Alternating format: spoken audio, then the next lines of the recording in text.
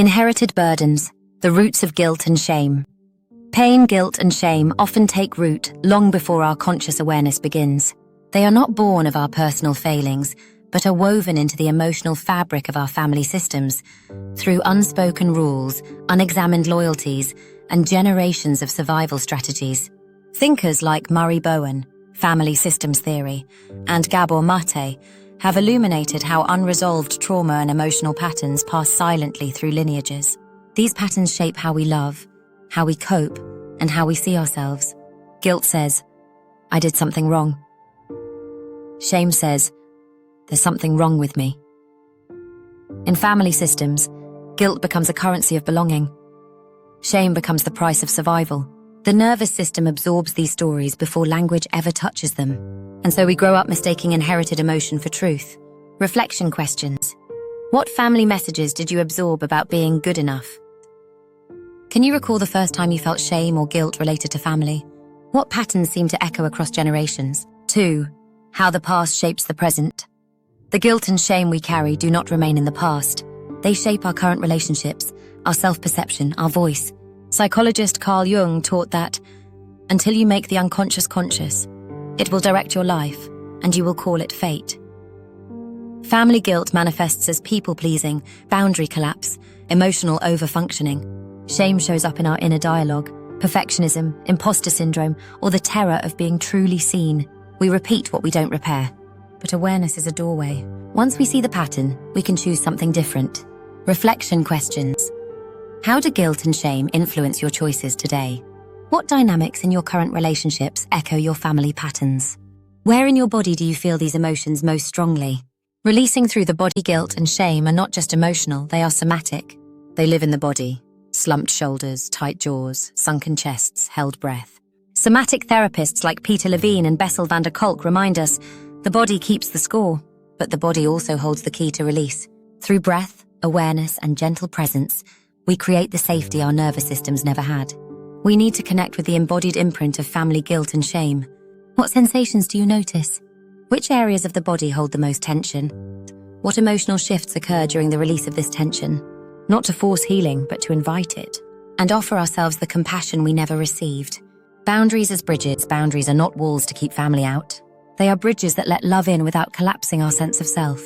As Brené Brown teaches, the most compassionate people are also the most boundaried. Without boundaries, love becomes obligation. With them, love becomes choice. Today we explore the sacred act of saying no. Not to reject, but to protect what is most sacred within us. Our energy, truth, and dignity. You are not responsible for family harmony at the cost of your own wholeness. You are allowed to protect your peace. Reflection questions.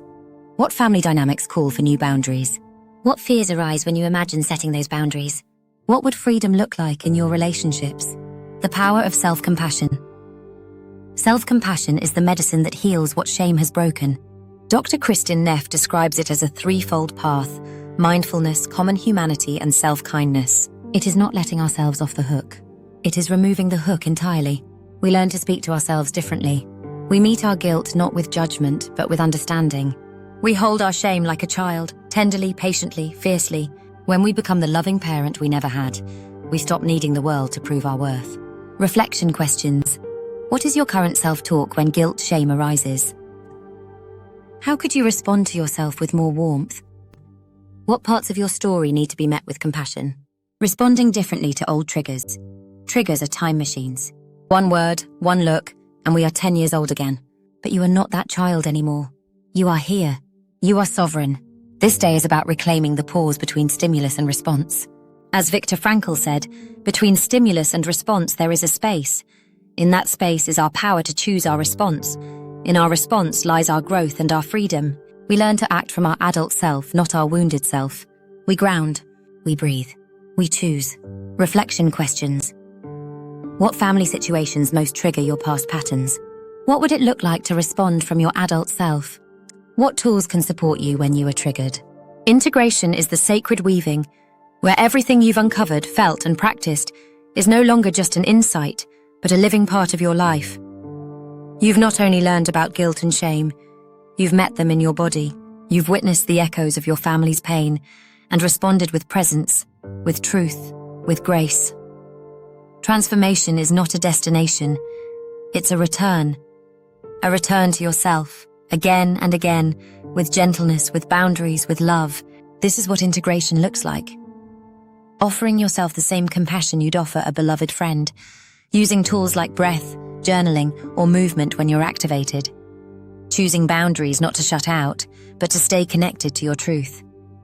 Remembering, you are not here to carry what was never yours. Your healing is not isolated.